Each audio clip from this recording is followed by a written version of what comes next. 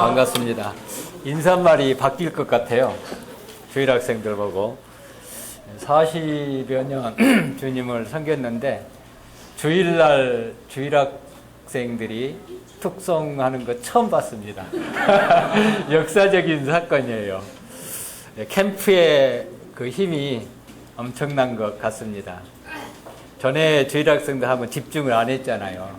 오늘 유난히 집중하는 모습을 보게 됐고, 아침에 이제 미취학 아동들이 대부분 앞에 있었는데 눈이요, 시범을 보이신 선생님 눈동자가 안 떠나더라고요. 그만큼 집중을 하고 있더라고요. 우리도 주님 앞에 그렇게 집중을 해야 되겠죠? 예.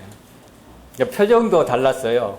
다 그 웃는 얼굴, 그런 표정인 걸 보면서 참 감사가 됐습니다.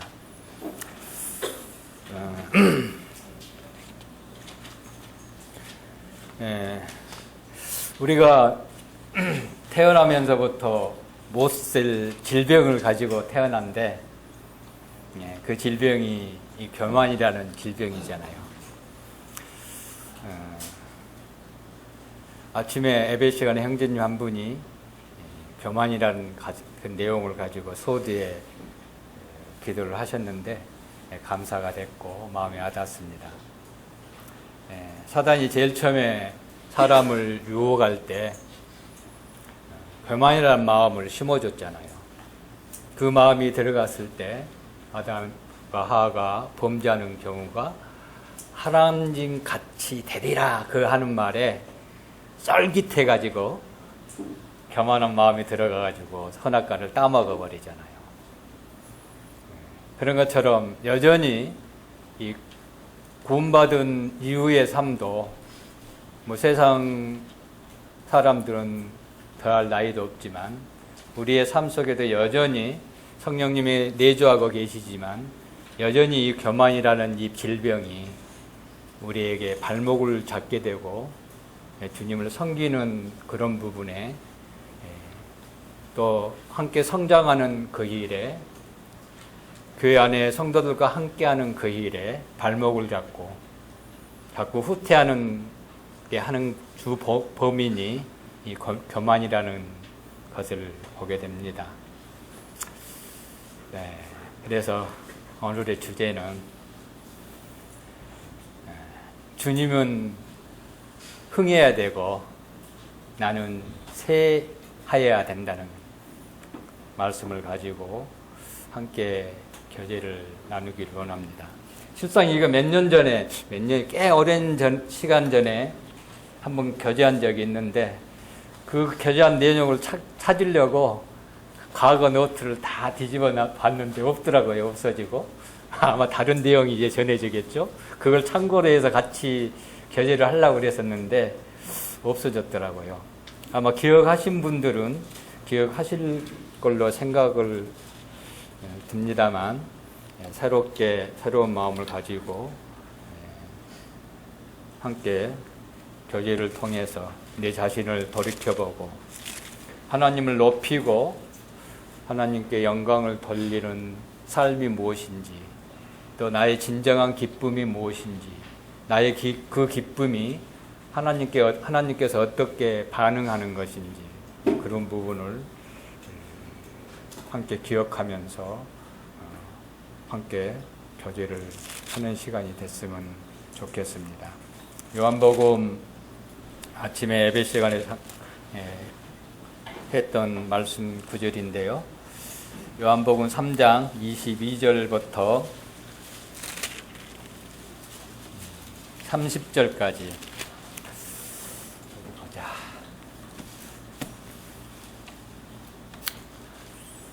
우리 찬욱 형제 모처럼 왔으니까 낭낭한 목소리로 한번 봉독해 주시기 바랍니다. 그 후에 예수께서 제자들과 유대 땅으로 가서 거기 함께 유하시며 세례를 베푸시더라. 요한도 살렘 각도와 에논에서 세례를 베푸니 거기 물이 많으니라. 그러므로 사람들이 와서 세례를 받더라.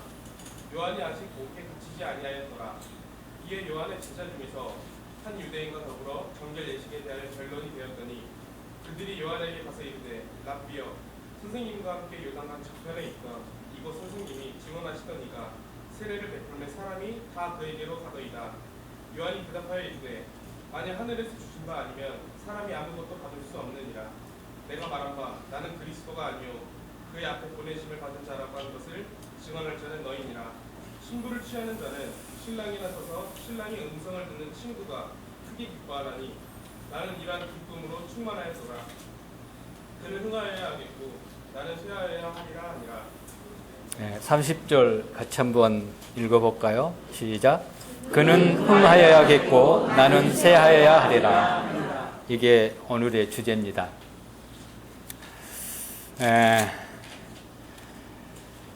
예수님께서 이제 예루살렘에서 떠나 22절에 유대 땅으로 가서 제자들과 함께 세를 베풀고 있는 장면을 시작으로 이제 요한의 마지막 증언을 하고 있는 모습입니다.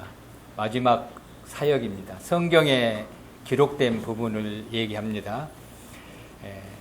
이 기록 증언 이후에 얼마나 시간이 지나서 순교를 당했는지는 모르겠습니다만 이후로 요한의 증거가 성경에 기록되어 있지 않습니다. 여기 보면 예수님께서 살렘에서 제자들과 함께 세례를 베풀지 않았는가 그런 생각을 가져보게 되고요. 요한은 에논에서 세례를 베풀었다고 기록되어 있습니다.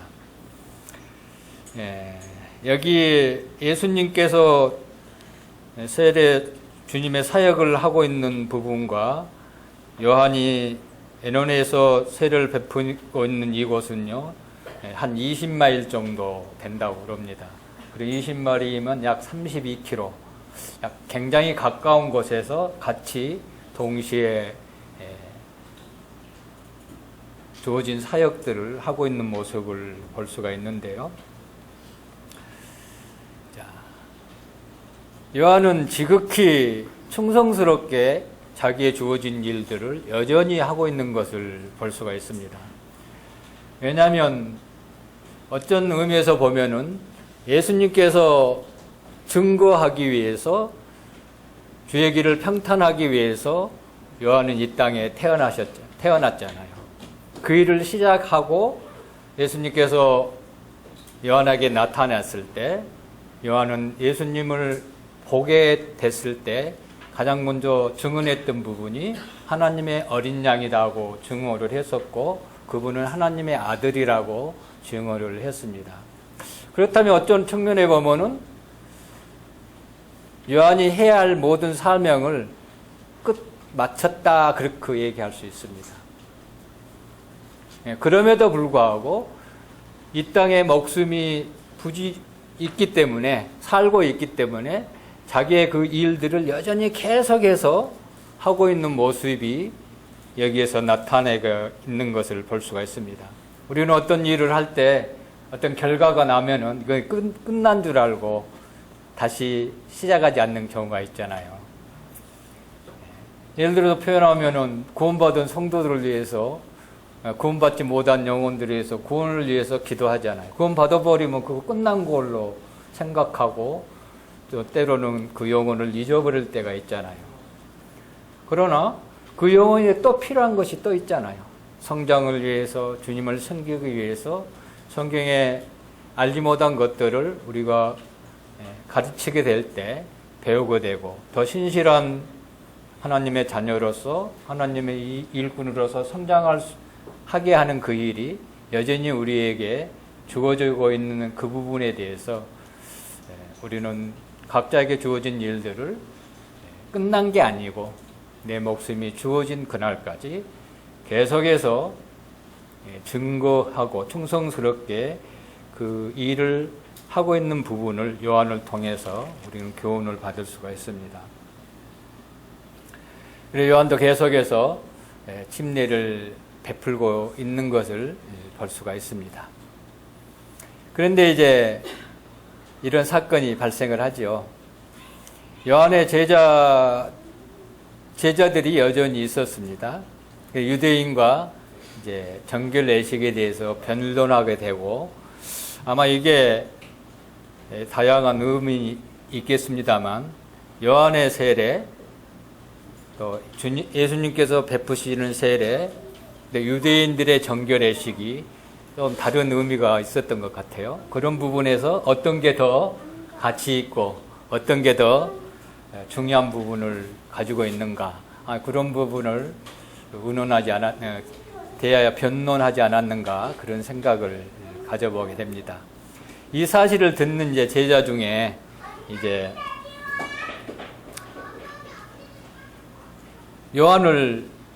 자기 선생된 요한을 찾아와서 요한에게 질문하고 있는 부분이 26절입니다.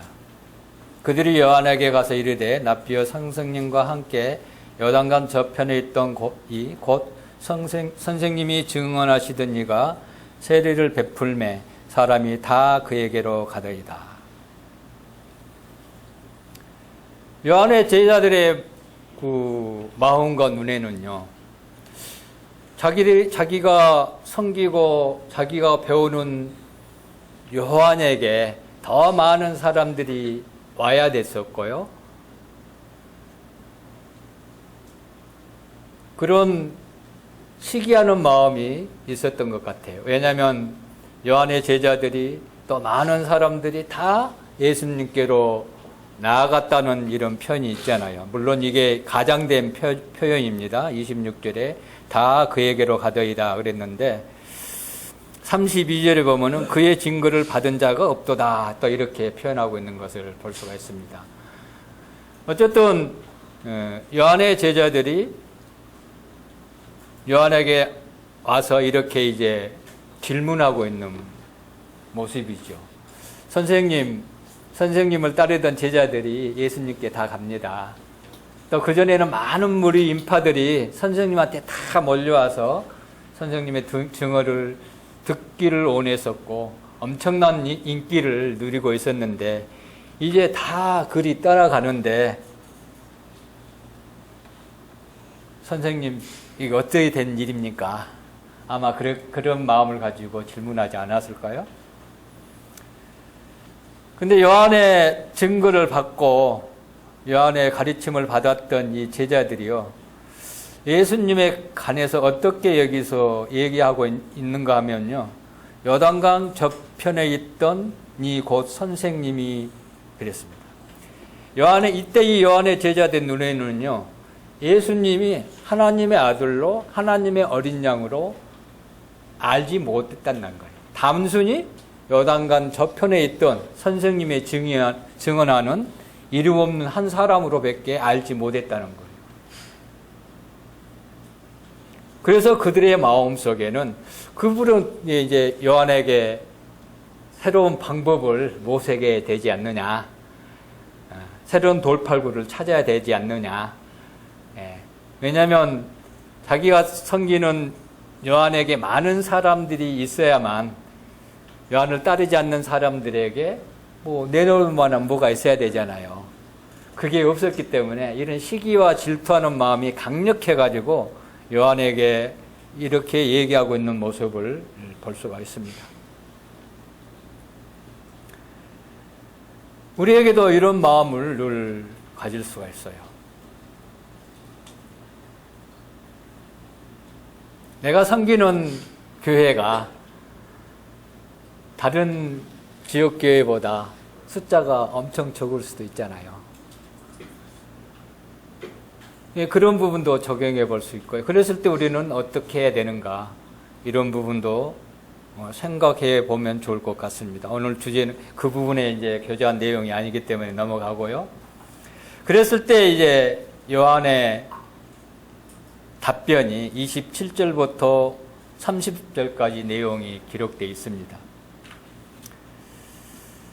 그래, 여기서 보면은 요한은 얼마나 자기 자신이 어떠한 사람인가를 철저히 알고 있었어요. 자기가 처해야 할 이치를 알고 있었고요. 자기가 존재하는 본분을 알고 있었던 사람이었습니다.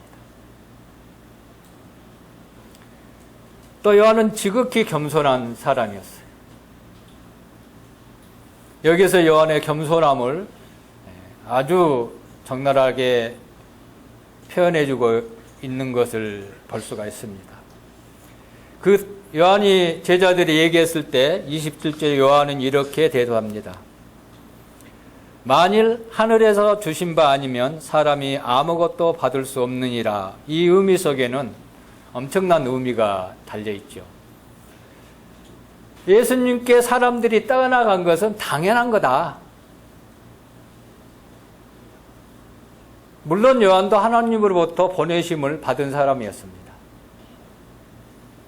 요한이 받고 준 거는 모든 것은요, 하늘로부터 하나님으로부터 받은 것이기 때문에, 또 예수님은 하나님의 아들이시고 너희를 구원하실 하나님의 어린이시기 때문에 나는 그 일을 위해서 왔다.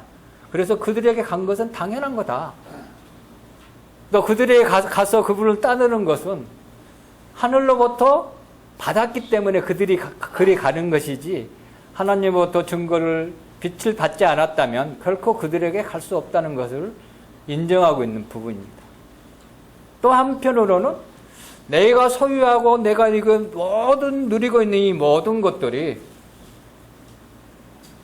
하나님의 주권 안에서 이루어지고 있고 하나님의 섭리 안에서 하나님의 일을 하고 있기 때문에 그분은 나의 주권자고 나의 주인이시기 때문에 당연히 그리 가는 것이 당연하다. 자기 안에 있는 모든 것을 그분 앞에 내어드리는 이 모습을 볼 수가 있습니다.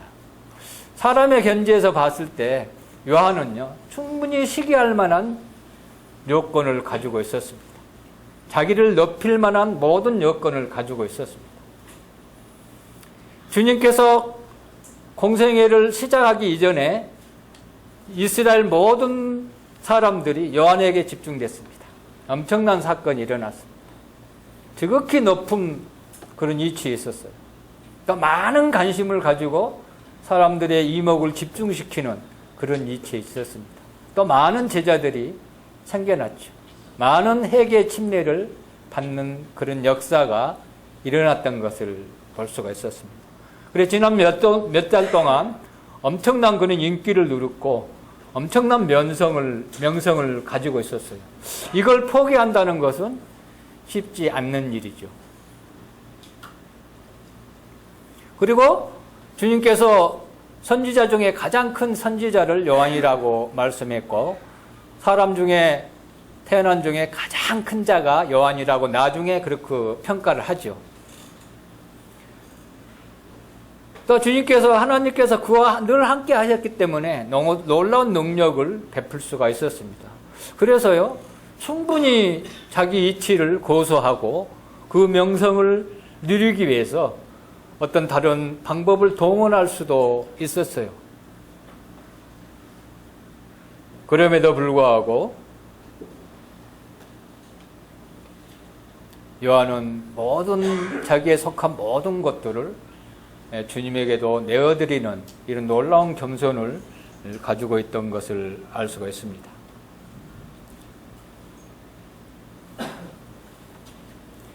이런 마음을 품을 수 있었던 것은 우리는 자기의 본분을 잊지 말아야 되는 거예요. 내가 어떤 이치에 있는가를 알아야 된다는 거예요. 이거는 세상 중에 있는 것을 얘기 아니고 하나님 안에서, 교회 안에서 이것을 완전히 깨달은 자만이 겸손한 마음을 가질 수가 있어요. 그렇지 못한 사람은요, 겸손한 마음을 결코 가질 수 없는 것이에요. 왜 그럴까요? 기본적으로, 근본적으로 교만을 가지고 태어났기 때문에 그렇습니다. 우리는 자랑하기를 좋아하고 으뜸이 되기를 좋아하고 높아지기를 원하잖아요. 또 몇 사람이 모으면 거기에서 제일 리드하는 그런 사람이 되기를 원하는 그런 습성이, 본성이 우리에게 늘 가지고 있기 때문에 그렇다는 거예요. 그게 어디로부터 오는 건가요? 그것들이 내가 자랑하는 것들 사실은요, 내가 높아지기 위해서 자랑을 하는 거예요. 내가 또 자랑하는 것은요, 나의 영광을 드러내기 위해서 나의 어떠함을 자랑하는 것이잖아요. 이것이 근본적으로 교만으로부터 오는 거예요.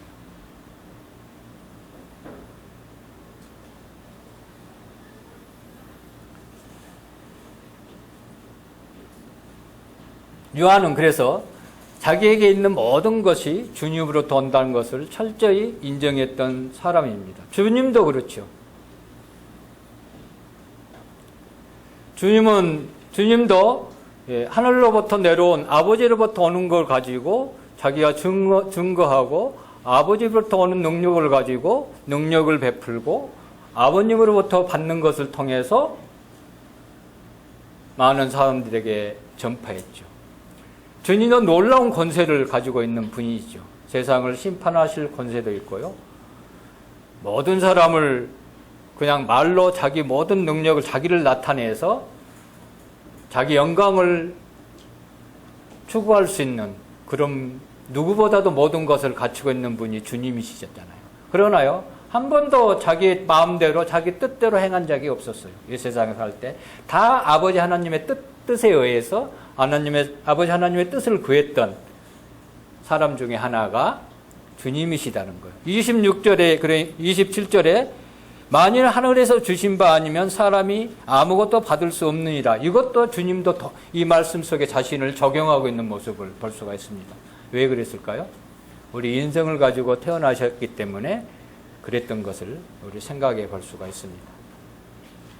우리는 철저히 이 사실을 적용을 해야 돼요, 우리에게. 요한복음 17장을 보면은요, 주님께서 이렇게 말씀해 주고 있습니다. 몇 가지 있는데요.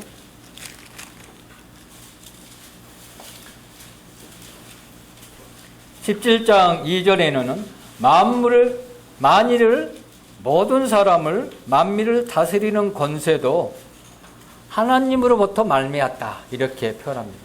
이 하나님으로부터 말미 안 하셔도 주님은 충분히 할 수 있는 분이잖아요. 그분 하나님이시기 때문에. 근데 하나님으로부터 받았다 이렇게 얘기하고 있어요. 내가 지금 이렇게 권세를 누리고 있는 것이, 다스리는 권세를 가지고 있는 것이 하늘로부터 말미암은 것이다. 내가 스스로 취한 것이 아니다. 하나님께 영광을 지금 하나님을 높이고 있는 부분이잖아요. 또 6절에 보면은요, 내게 주신 사람들, 예수님을 많은 따르는 제자들이 있었어요. 수많은 인파가 따랐어요. 물론 그것에 다양한 것을 의미가 있습니다만 어쨌든 이들도 하나님께서 주셨다는 거예요.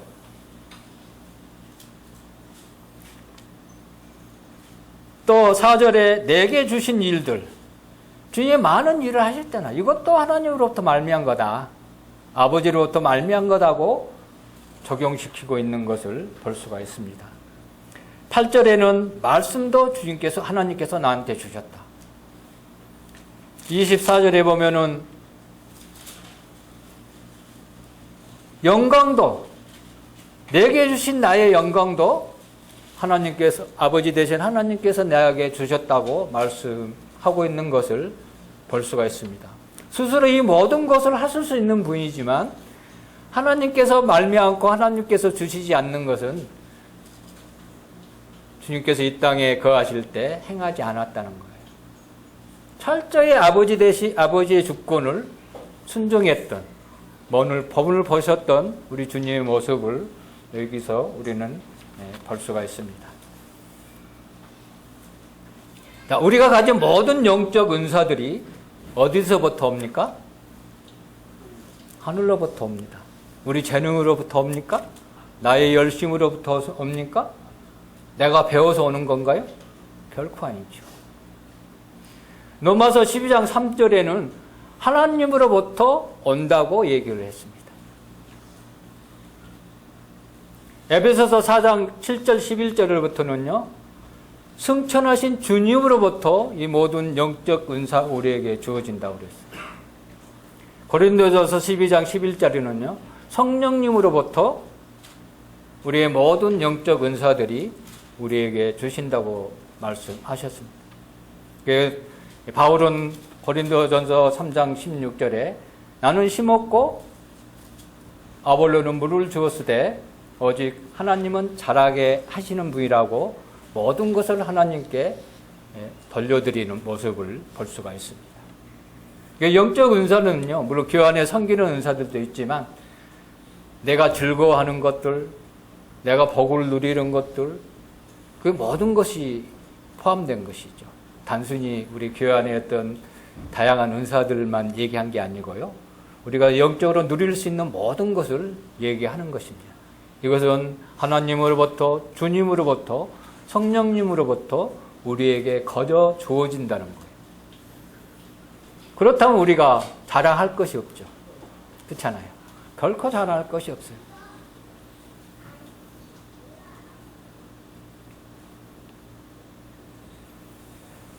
그래 어떤 상황에서든지 요한은요 하나님께 모든 영광을 누렸죠.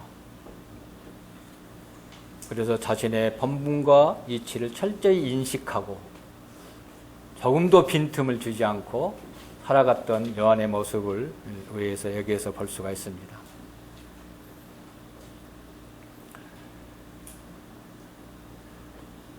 고린도전서 4장 7절에 보면은요. 내게 있는 것 중에 받지 아니한 것이 무엇이냐? 내가 받았은즉 어찌하여 받지 아니한 것처럼 자랑하느냐? 이렇게 바울은 얘기를 합니다. 이 자랑은 왜라고 그랬습니까? 교만이고 이 자랑은 내가 높아지고자 하는 마음이 그 마음이 있기 때문에 그렇습니다. 우리의 삶에 구체적으로 일어난 일상생활의 모든 일들이 주님의 손에 달려있음을 우리는 늘 배워 나아가야 해야 돼요. 주님께서 모든 것을 주관하고 계시죠. 그래서 그분을 인정하고 그분 앞에 배워야 합니다. 그래서 바울은 범사의 그에까지 자라가라고 우리에게 교훈하고 명령하고 있는 것을 볼 수가 있는데요. 예, 질투와 요한의 제자들이 이 질투와 시기 문제, 교만의 문제도 동일한 것을 볼 수가 있습니다. 예, 주님께 우리가 주님의 주권을 인정하고 그분 앞에 복종할 때 이 모든 문제들은 사라지게 되는 것을 볼 수가 있습니다. 그러면서 이제 28절은 왜 그들이 떠나가야 되는가 그거를 좀 더 구체적으로 얘기하고 있는 부분인데요. 내가 말하는 바 나는 그리스도가 아니요 그의 앞에 보내심을 받는 자라고 한 것을 증언할 자는 너희니라. 제자들이 떠나간 이유가 어디에 있다고 생각하십니까? 자기를 떠나왔던 많은 사람들이 이제 자기를 관심을 벗어나서 예수님 앞에 관심을 가지고 가지 않아요. 그 이유가 있습니다. 요한복음 1장 20절을 보겠습니다.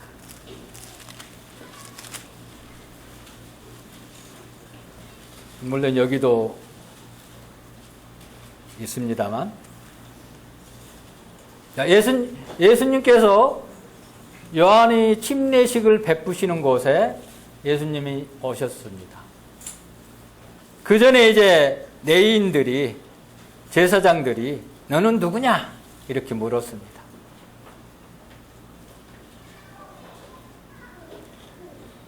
누가복음 3장 15절에 보면요. 이때 이 사람들의 마음속에는 야, 이 사람이 그리스도가 아닌가? 이런 심중을 가지고 있었어요. 요한을 봤을 때요. 이게 심중을 가졌기 때문에 너는 누구냐 하고 질문했던 거예요. 그랬는데 그들의 심중을 간파한 요한이 나는 그리스도가 아니야. 그러면 요한을 따를 만한 아무것도 없어지잖아요. 그렇잖아요. 그리스도가 아닌데 누가 따라가겠어요. 그래서 제자들이 떠나갔던 거예요. 그래서 나는 그리스도가 아니다. 내 뒤에 오시는 이가 그리스도다. 이렇게 얘기하고 있는 것을 볼 수가 있습니다. 29절에 또 이렇게 증거를 합니다. 예수님께서 요한에게 나왔는데요. 대뜸 아무것도 얘기하지 않고 예수님을 보시고 세상죄를 지고 가는 하나님의 어린 양으로 선포하는 거예요. 또 34절에 하나님의 아들이심을 증거하는 거예요. 예수님의 침대를 딱 받고 나타났을 때 하늘에서 증거를 내려 보내주시잖아요. 내 사랑하는 아들이다. 그렇기 때문에 그들이 당연하니 요한에서 예수님에게로 옮겨가는 거예요. 그러니까 제자들이 이걸 몰랐어요. 예수님이 어떠한 분인지를 몰랐기 때문에 그렇죠.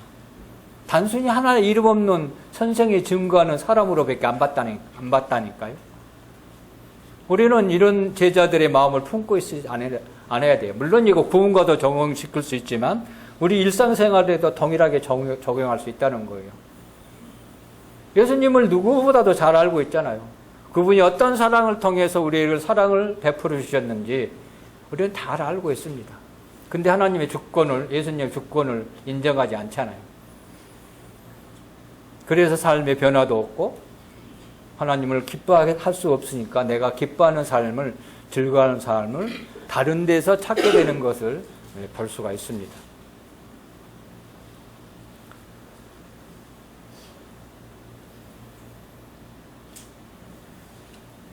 그러나 여기 보면 이제 제자들이 예수님의 요한의 제자들이 떠나가고 있는 부분이 요한복음에 기록되어 있는데요.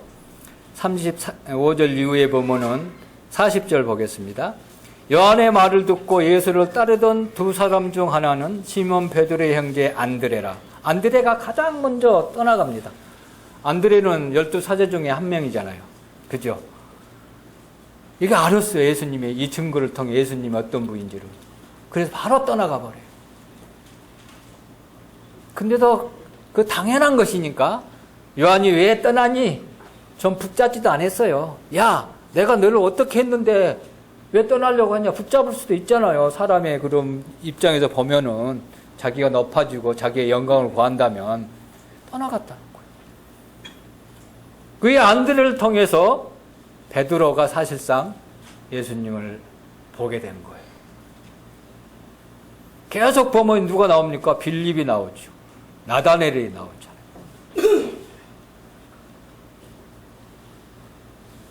그런데도 요한의 마음은 조금 더 동요하지 않았어요.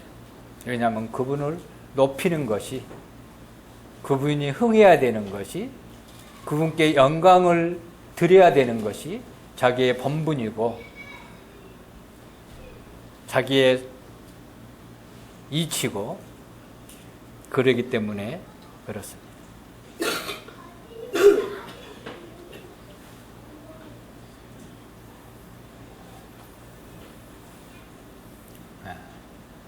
그래서 우리는요, 주님을 바라봐야 합니다. 주님을 늘 바라봐야 돼요.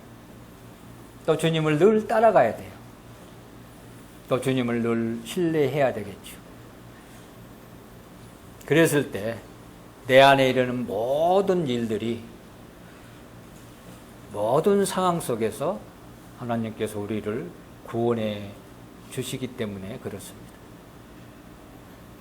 이 구원은 뭐 우리 영혼의 구원을 얘기한 게 아니고 일상생활에 일어나는 구원을 얘기하는 거예요. 그런 다음에 이제 다시 본문으로 넘어가서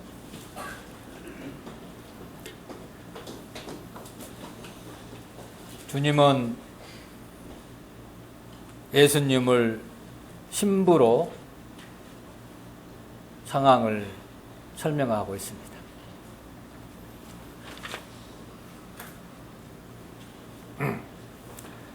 자, 애식장이 있습니다.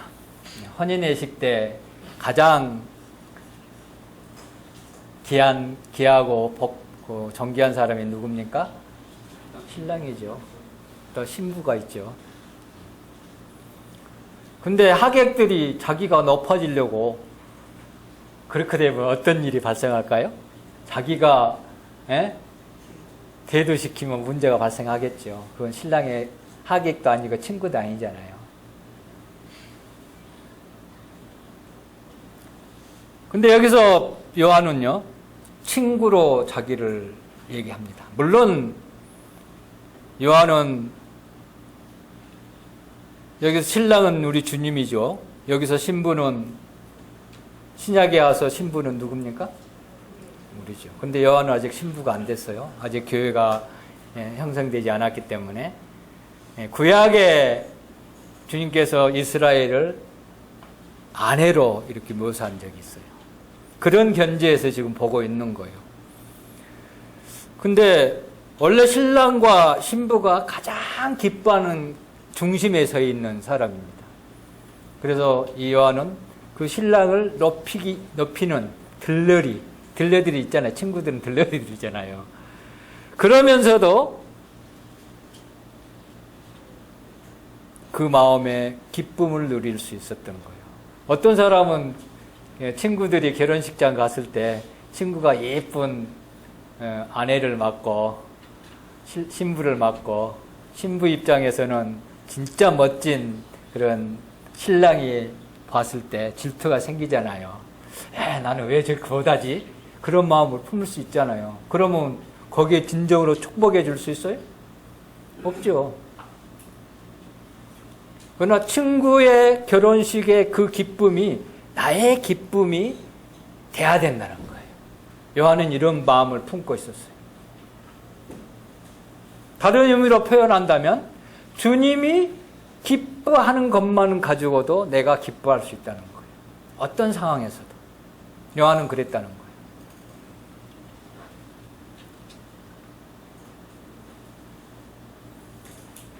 그래서 요한은 첫째 자리를 늘 주님 앞에 내어드린 것을 볼 수가 있어요.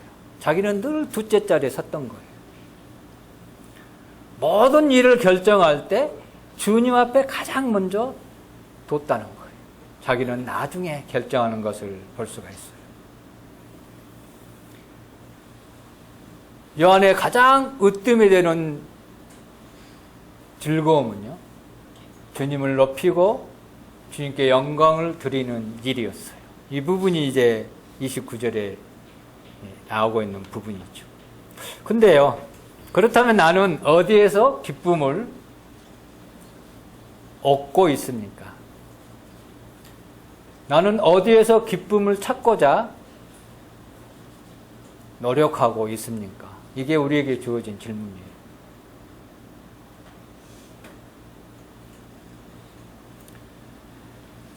땅에 있는 멋진 것들 때문에 크게 기뻐합니까? 나는 멋진 집이 있으니까, 큰 아파트가 있으니까, 실내 인테리어가 기가 막히게 된 그런 집이 있으니까 거기서 기쁨을 찾습니까? 또 명품 옷을 입고 명품 구두를 신고 멋진 액세서리를 달고 거기에서 기쁨을 찾습니까? 또 많은 돈이 있으니까 거기서 기쁨을 찾습니까? 근데요, 요한에게는 이거를 찾아볼 수 전혀 없어요. 이걸 아무것도 소유하지 않는 사람이 요한입니다. 근데도 기뻐했다니까요.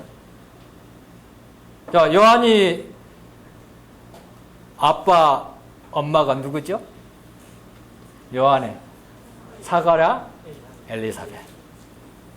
요한을 잉태할 때 젊었을 때 잉태했나요?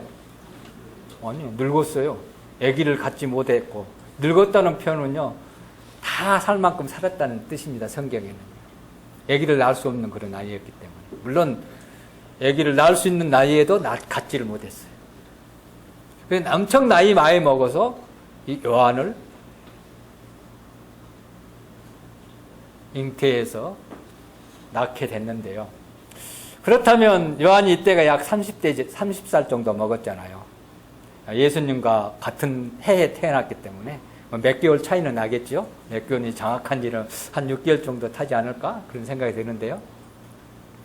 그렇다면 아마 이때 당시 요한의 한 20살쯤 돼서 요한을 낳고 한 20세 넉넉하니 잡은다면 한 20살쯤 돼서 부모님이 돌아가시지 않았을까 이렇게 추측해 볼 수 있잖아요. 그 전에 또 돌아갔을 수도 있고요. 광야에서 살았잖아요. 광야에서 살았어요. 집도 없는 곳에서. 옷은 어떤 옷을 입었죠? 낙타. 음식은 석초, 메뚜기. 우리가 세상의 것들로 기쁨을 찾는다면요, 요한은 기쁨을 찾을 만한 것을 아무것도 갖추고 있지 않았어요. 근데도 엄청나게 기뻐했다니까요. 왜? 29절에 보면 신랑의 음성을 듣는 친구가 크게 기뻐하나니. 우리의 말씀을 들을 수 있는 귀가 있잖아요. 말씀을 마음에 새길 수 있는 마음을 가지고 있잖아요. 성령님이 마음에 임재하지 않는 분들은요, 하나님의 음성을 절대 들을 수가 없어요. 들을 수가 없죠.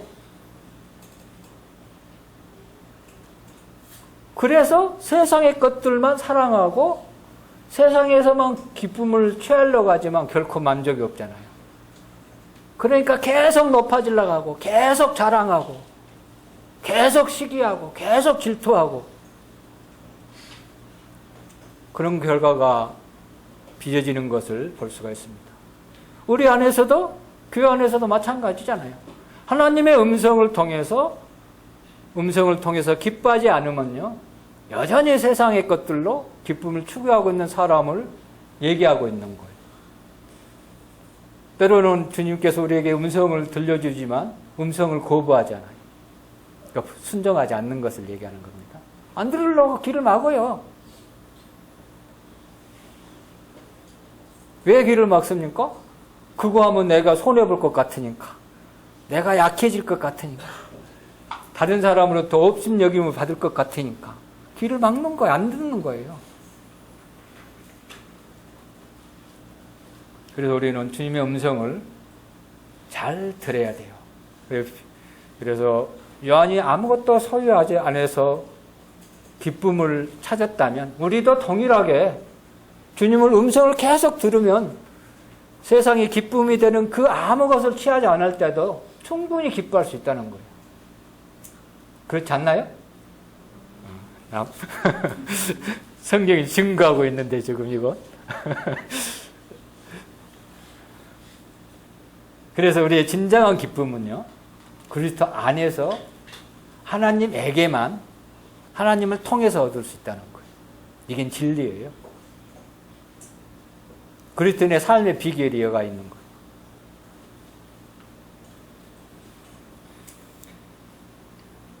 주님께서 제자들에게 요한복음 15장 11절에 이렇게 얘기했습니다. 내가 이것을 너희에게 이르면 내 기쁨이 너희 안에 있어 너희의 기쁨을 충만하게 하려 합니다. 이렇게 제자들에게 얘기하고 있습니다.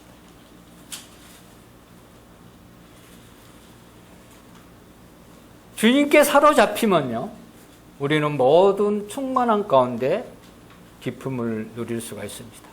또 다르게 이 내용을 얘기하면요, 주님을 향한 나의 기쁨이요, 주님께 어떻게 반응으로 나타나냐면요, 주님이 나를 통해서 스스로 기뻐하고요, 내가 주님을 향한 기쁨이요, 주님이 영광을 드러내는 일이 된다는 뜻이에요. 놀랍지 않으세요? 내가 기뻐하는데 주님이 기뻐하는 거예요. 그것이 기쁨이 되는 거예요. 내가 기뻐하는데 그것이 주님께 영광이 된다는 거예요.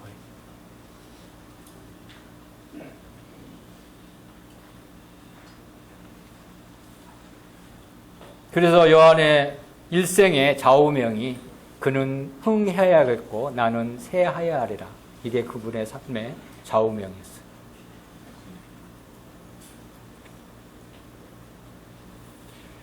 요한은 자신의 주인된 예수님에게요, 완전히 자기의 모든 삶을 바쳐진 그런 마음을 소유하고 있었습니다. 주님의 영광을 생각하고 자기를 중시하지 않았어요. 주님의 영광을 생각하고 그분을 왕으로 섬기기를 늘 결심했던 사람입니다. 왜 그랬을까요? 자기는 소리에 불과했기 때문이죠. 주를 판카게 하는 소리라고 자기를 소개했잖아요. 자기는 소리예요. 소리는 말 그대로 소리에 불과한 거예요.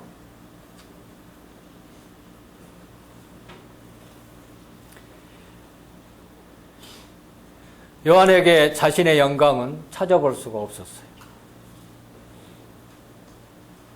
그래서 요한이 즐거워했던 이유 중에 하나가 주님이 흥했기 때문에 즐거워할 수 있었습니다.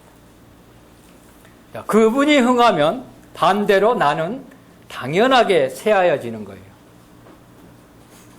그렇죠? 반대로 내가 흥하면 주님은 새하여진다는 것을 이거 잊지 말으면 안 돼요. 둘 중 하나는 반드시 선택을 해야 됩니다. 주님이 흥하든지 내가 흥하든지 이 둘 중에 우리는 늘 선택의 기로에 서 있는 거예요. 내가 잘 되기 위해서, 나의 자랑을 높이기 위해서, 내 만족을 추구하기 위해서 나의 것들을 선택하면요, 나는 높아지고 주님은 약해지는 거예요. 이거는 누구로부터 오는 것이잖아요. 교만으로부터 오는 것이잖아요.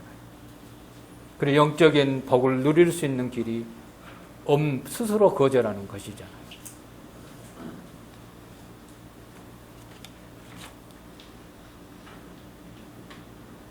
그래서 주님께서 흥하느냐, 내가 새하느냐, 이것을 늘 기억해야 되는데, 어쩔 때는요, 이것조차도 잊어버리고 그냥 지나갈 때가 있어요. 아무 생각 없이 그냥 가는 거예요. 생각해 보지도 않고. 참 이거 문제가 있는 분이죠. 그것까지 상실하면요, 진짜 심각한 병에 걸려 있는 거예요. 그나마 고민할 때가 있잖아요. 이렇게 해야 되지, 저렇게 해야 되지. 그나마 그것도 감사해야 돼요. 예, 그 마음에 여전히 주님의 마음이, 성령님의 음성이 있기 때문에 그렇다는 거예요. 주님의 음성을 듣고 있기 때문에 그렇다는 거예요. 그것조차 듣지 못하면 아주 심각한 질병에 완전 옛날 육신의 삶으로 빠져있는 사람 중에 한 사람입니다.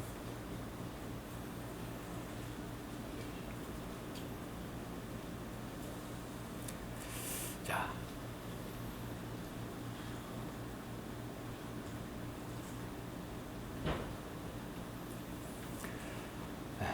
내가 중요하면, 내가 일상생활에 이런 모든 것들을 나를 통해서 더 중요하게 생각한다면 주님은 나의 마음속에 덜 중요한 부분으로, 덜 중요한 사람으로 전락하게 됩니다. 그분이 커지면 나는 작아지고, 내가 커지면 주님은 작아지죠. 주님의 말을 많이 하면 내 말이 적어집니다. 반대로 내 말을 많이 하면 주님에 대한 말이 적어지잖아요. 그렇지 않나요? 그렇죠? 네. 주님의 성김에 대해서 내가 열심을 품으면 나의 성김에 대해서는 점점 없어지는 거예요. 나의 성김이란 내 자신을 위한 삶을 얘기하는 것이죠. 반대로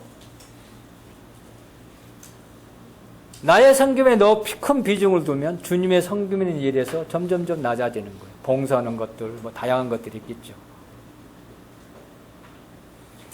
내 생애에 주님의 뜻을 이루기를 원하는 마음이 있다면 주님이 높아지고 주님이 뜻을 이루어지지만, 그러면 어떻게 됩니까? 자기의 뜻은 잊어버리게 되죠. 뜻을 할 수 없잖아요. 주님의 뜻을 쫓아가니까. 반대로 내 뜻을 위해서 살아간다면 주님의 뜻을 이루는 일에는 등한히 하게 되고 거리가 멀어지게 되는 것을 볼 수가 있습니다. 주님께서 완벽한 모본을 보이셨는데요. 겟세마네 동산에서 십자가를 앞두고 기도했던 내용이죠. 나의 원대로 마옵시고 아버지의 원대로 하시기를 원하나이다. 이게 우리에게 완벽한 그런 모본을 보여주셨습니다. 히브리서에는 보시옵소서 내가 하나님의 뜻을 행하려 왔나이다. 이렇게 표현하고 있는 것을 볼 수 있습니다. 바울의 삶에서도요, 이런 완벽한 모습을 보여주는데요. 갈라디아서 2장 20절 보겠습니다.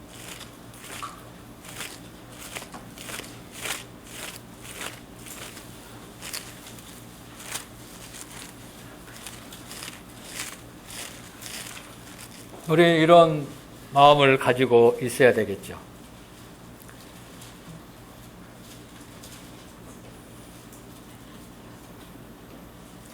내가 그리스도와 함께 십자가에 못 박혔나니 그런저기는 내가 사는 것이 아니요 오직 내 안에 그리스도에서 사신 것이라.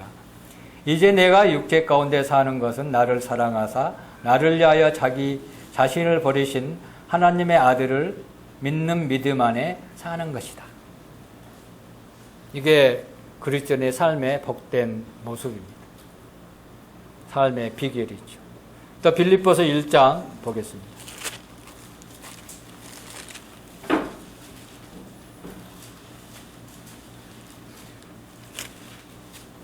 1장 21절입니다.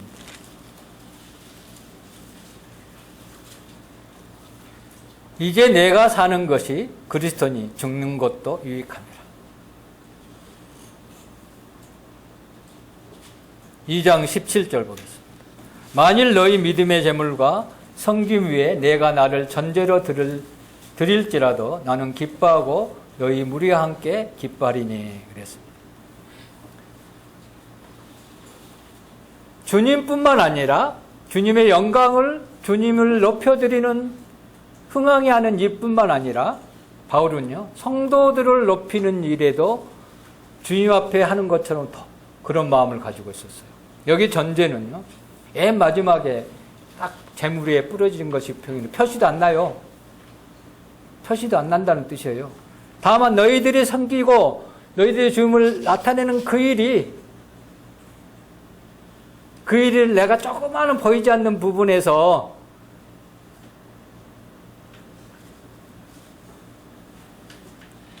성도들을 높이고자 하는 마음이 늘 가지고 있었어요.